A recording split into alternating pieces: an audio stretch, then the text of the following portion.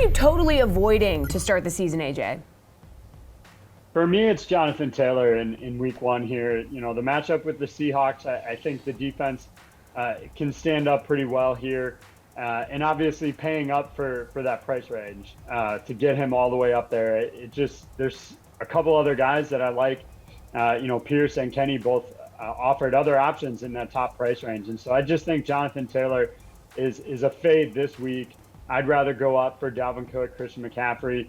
If you want a guy for week two that's worth paying up for, then I think maybe Jonathan Taylor. But week one, the matchup just is having me fade him.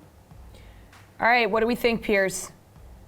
Austin Ekeler is going to be a no for me. Washington's defense is for real. They only gave up the 6 fewest points to receiving running backs, and that's really where Ekeler does his damage. We know he doesn't do the damage near the goal line. Inside the 5, just 2 carries last year. Inside the 10, just 10 carries. And I know people that draft Austin Ekeler in season long or whatever are expecting, well, he's going to be better. He's going to improve.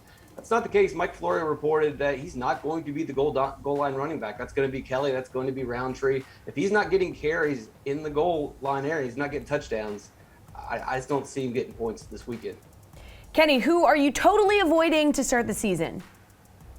He's not a very expensive guy, but Najee Harris at $6,300 is a little too much money for me to pay for a rookie running back. It's a tale as old as time. We trust these rookies too early. I don't think that's going to be an immediate fit there in Pittsburgh. It's going to take a little time to work him into the lineup. You look at a quiet preseason for Najee Harris, and also the fact that this is a team that threw more than anybody last year. And obviously with the guy that's like 55 years old at quarterback, or however old Ben Roethlisberger is now, there is no, there's probably going to be a little bit of a dip in that number. They might run a little bit more. And I do love maybe Najee Harris in a season-long league, but in week one, especially in a matchup with the Bills, a good front line, a game that they might be losing in the second half, I just don't think it really makes sense to roster Najee Harris at this price. It's not a very good one. And then Saquon Barkley, don't even have to talk about the fact that you don't want to roster him at $7,800. Guy's hurt. Guy's going to play 5 games this year. Don't draft him either.